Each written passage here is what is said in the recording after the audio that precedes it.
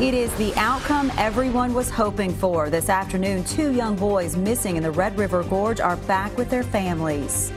We're tracking the investigation into a crash where police say the driver got behind the wheel after doing meth.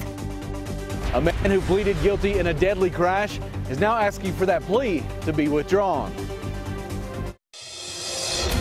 Tracking, alerting, protecting. This is WKYT News at 5. Good afternoon. A happy ending to the search for 2 boys missing in the Red River Gorge. 5-year-old Michael Esposito and 7-year-old Adrian Ross were found alive about 1:30. Crews have been searching for them since they disappeared from the Coomer campground about 6 last night. WKYT's Hillary Thornton is live in Wolfe County to begin our top story team coverage at 5. Hillary? About 1 o'clock this afternoon, a leader with Wolfe County Search and Rescue told me he was staying positive and was confident they would find Michael and Adrian alive. About an hour after he said that is exactly what happened. It was a physically and emotionally draining search for the more than 130 rescuers out here. They say at this point it is hard to even put into words what it means to have safely reunited the boys with their families. They had a lot of ground to cover, and it was a race against the clock, doing a grid search of around 1,000. The Forest Service team who found the boys say they called out to them and the boys responded. They say they were even able to tell them the specific spot called the Mountain Laurel where they were resting. They say they were resting along some rocks and trees there. The first one to them says other than being hungry, the boys were okay. I felt good about getting up there close to him. Adrian was pretty quiet, but all of them were fine. A few scratches, bumps, and yeah, just had some Oreo cookies with me, so they were good. Now, the boys were found, it was perfect timing actually. They were found just about 30 minutes before the storm settled in here at Red River Gorge. They then were checked out here at the scene as a precaution. For now, live in Wolfe County, Hillary Thornton, WKYT. Well, after they were found, the boys were taken to an ambulance to be checked out. They have been given a clean bill of health and are now back with their families. WKYT's Garrett Weimer continues our top story team coverage, also live in Wolfe County, where he just talked to one of the little boys about what happened. Garrett?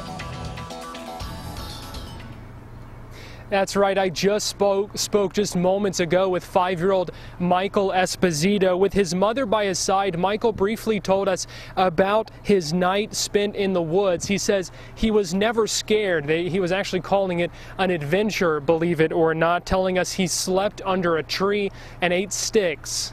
And I saw the cliff edge. Oh, did you stay away from the cliff edge? No, once we were just standing right on it. I don't want to hear that. You're supposed to stay away from. Now, Michael was a little shy at first, but he did open up and tell us about what happened. His mother, of course, just glad to have her son back in her arms safely, and a happy ending out here for everyone involved. Live in Wolfe County, Garrett Weimer, WKYT. They are so very lucky. I know. Yeah. Well, the boys were found just before, as you saw, their rain started to move into that area. And the showers will be sticking with us through the rest of the evening. WKYT Chief Meteorologist Chris Bailey is here with a check of the forecast. Chris? Yeah, a little on the wet side out there, right on cue this afternoon. Those showers and thunderstorms blowing up into much of central and eastern Kentucky, and some of the storms packing a bit of a punch. We'll show you more on that in a little bit. Take you down into southeastern Kentucky, where we have the heavier rains that are ongoing now. Skycam at the National Weather Service in Jackson.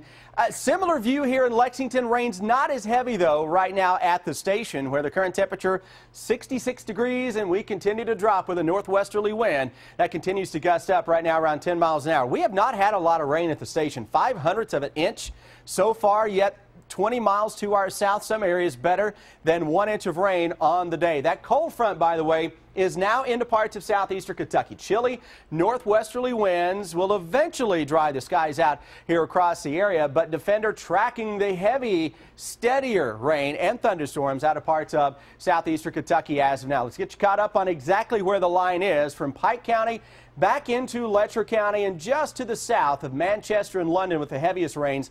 Folks in Corbin down to Williamsburg and Whitley City. thunder and lightning accompanying that stuff that is rolling on in. Notice how the rains get progressively lighter the farther north that we go. So if you're heading out and about to a high school football game this evening, definitely want to grab the rain gear for the potential for some of those showers to hang tough, especially across eastern Kentucky. And look at that by 11. Temperatures dropping into the upper 50s. It is a chilly start to the weekend, but I do have some better news showing up in the hour-by-hour forecast when I come back in a few minutes. Thanks, Chris. There were a few storms as the showers started moving in this afternoon. This is some video that we have of heavy rain in Richmond sent to us on Twitter. Storms also knocked down trees in the area. WKYT's Monique Blair is in Madison County with a look at the damage. I'm out here at 3rd Street and Woodland Avenue in Richmond, and you can see this is just an example of what happened after the storm came through Richmond. Now, about a little over an hour ago, emergency crews were out here trying to get this tree off the power line up here. Now, they worked very quickly, very diligently, and they were able to get the tree off the power line fairly quickly. Now, we were also told there is another tree on a power line just a couple blocks from where we're standing, but that tree has since been removed from that power line. Now, according to Kentucky Utilities power outage map, only a small handful of homes are without power right now. We also found some tree limbs down on Shamrock Lane. Again, that is in Richmond as well. And I'm told there was also a large tree that fell onto 2 cars on Aspen Avenue, but that has since been cleaned up and no one was injured. Now, I did talk to some city crews who have been out here working since that rain came through Richmond, and they tell me really it's just been several tree limbs that they've been cleaning up out here. I'm reporting in Richmond. Monique Blair, WKYT. And remember, you can always send us your pictures of storm damage through our Facebook or Twitter pages. We're learning more about a deadly crash today in Boyle County. It happened this afternoon on US 127 near Popplewell Road, not far from Danville. This is video just into our newsroom from the scene. The Boyle County coroner confirms one person was killed in the crash. It involved an SUV and a pickup, and the SUV then burst into flames. Police are still trying to figure out what caused the crash. They do expect to clear that scene soon. Police say a man caused a violent crash after doing drugs all day, then getting behind the wheel. Yesterday's crash in Laurel County sent the driver and his 2 passengers to the hospital. Phil Pendleton is tracking the investigation. 28-year-old Anthony Allen was actually close to his home here on Slate Lake Church Road yesterday afternoon about 3 o'clock when police say he crashed. Police say that he had been using meth all day long when he decided to drive with 2 women with him. What's more is that police say their records show that Allen had several previous DUI convictions and that this was his second driving on a DUI suspended license charge. He and 32-year-old Gracie Mason and 50-year-old Lisa Mosley were hurt. The 2 women were airlifted from near the scene. Allen was taken to a local hospital and then airlifted to UK as well. Police say Allen has since been released from the hospital. He's been ordered to appear in court on the charges in November. Police say he was clearly high on meth, but they're not sure the level of his intoxication. We can't make that determination because he refused our chemical test, but based on interviews with witnesses at the scene and our deputy actually talked to this subject, it was determined that he was very under the influence. Anthony Allen has been in trouble on similar charges before. That's probably a major understatement. More on that coming up at 6 o'clock. But for now, in Laurel County, Phil Pendleton, WKYT. We also have the 911 call from yesterday's crash. The driver and passengers in the truck called, and you can hear arguing with the dispatcher who was trying to send help to them. You'll hear that call coming up at 6. A man who pled guilty in a deadly hit-and-run crash says he wants to take it back, and Hel Meha made the request in a letter given to a judge during a hearing today. Police say Meha slammed into a pickup truck on I-64 in Lexington in June of last year, killing 68-year-old Wanda Beach. WKYT's Victor Puente shows us why Meha says he's changed his mind about the plea. Today was supposed to be sentencing for Angel Mejia, but a letter he sent to the judge could lead to his guilty plea being withdrawn. That crash happened in June of last year.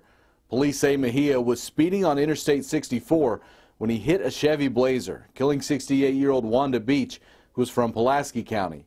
Police say alcohol was a factor, and they had to chase Mejia after he ran from the scene and hid in a barn. Beach's boyfriend was also injured in that crash.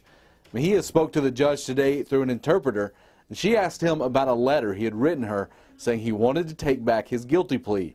His public defenders said he had made the agreement through an interpreter and hadn't understood the evidence against him.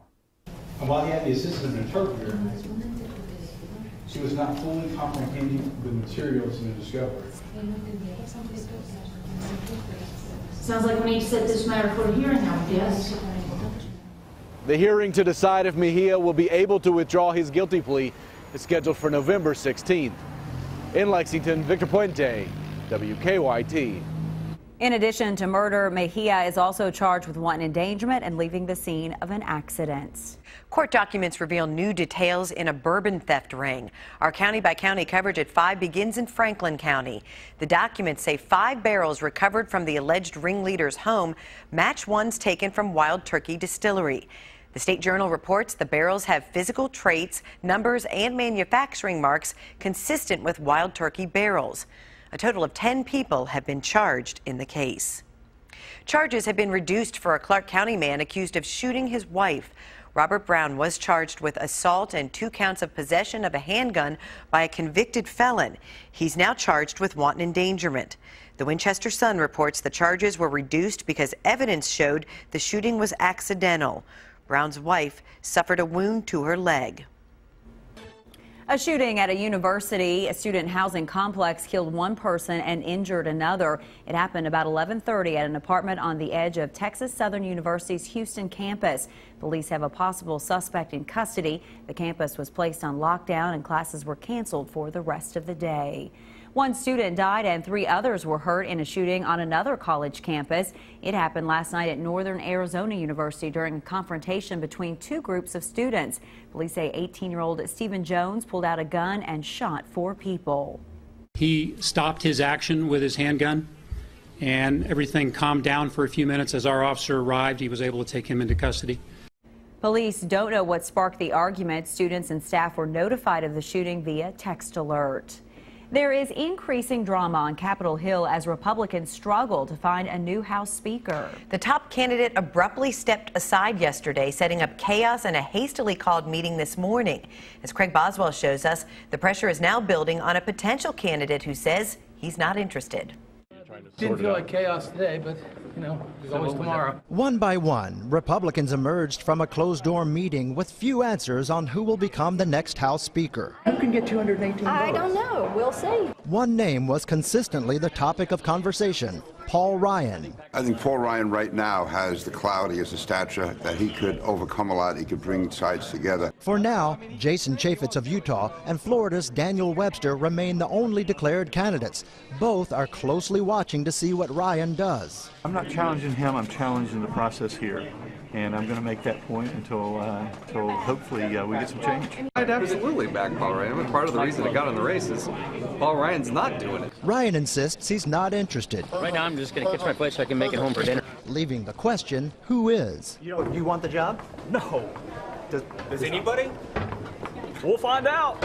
It boils down to numbers. To get the job, it takes 218 votes. That will have to include a group of about 40 hard-right conservatives who call themselves the Freedom Caucus. Until we find out who else is running and interested and we interview the candidates, we're really staying non-committal at this time. Outgoing House Speaker John Boehner wants a decision by the end of the month. Craig Boswell, CBS News, Capitol Hill. Congressman Fred Upton tells CBS News Ryan's former running mate Mitt Romney called the Wisconsin congressman to urge him to run for Speaker of the House. It is time now for Better Living, health, education, and consumer news that impacts your life. Many Americans traveling overseas are not fully vaccinated. As Chelsea Edwards shows us, they're putting themselves at risk for some very contagious diseases. Once you get the 2 shots, that's a lifetime immunity. Frequent traveler Ben Pratt is going to India in January and is getting his shots now to make sure he doesn't get sick overseas. All right. All done. I know friends that have been sick overseas, and I don't want that for me or my companions. But a new study finds many Americans are traveling overseas without being fully vaccinated for the measles, mumps, and rubella. Researchers examined nearly 41,000 international U.S. flyers and found 16% needed the MMR vaccine, but only about half chose to receive it. Health experts say most measles outbreaks in the U.S. are caused by unvaccinated people who are infected overseas. Most people believe that they've already had their childhood immunizations. There's just like, oh yeah, I would have had that, and no further consideration. Another study finds that a hepatitis A outbreak in Mexico earlier this year could have been prevented if the travelers had been vaccinated. Even if you're going Mexico, Europe, anywhere you're traveling, there are probably vaccines that you should check on. Doctors say anyone traveling overseas should consult with health experts 2 months before leaving the country. Chelsea Edwards for CBS News, Los Angeles. Exposure to contaminated food and water is the most common way Americans get infected with hepatitis A, which can lead to fever, nausea, stomach pain, and jaundice. Measles is one of the most contagious diseases in the world and can cause pneumonia, brain swelling, and potentially death. Americans spend more on health care but get less out of it. A report from the Commonwealth Fund found the U.S. spends slightly more than $9,000 per person a year on health care. That's $50 more than any other country. The U.S. fared well when it comes to cancer death rates, but did poorly compared to other nations in obesity rates and infant mortality. AT&T customers can now make calls over Wi-Fi. It only works for customers with an iPhone 6 or newer running iOS 9. Phones will automatically switch to a Wi-Fi connection for calls and text if cell signals are low or unavailable. Wi-Fi calls are free between the U.S., Puerto Rico, or the U.S. Virgin Island phone numbers. For more health, education, and consumer news, go to WKYT.com and click on Better Living. Now, here's what's coming up for you at 5:30.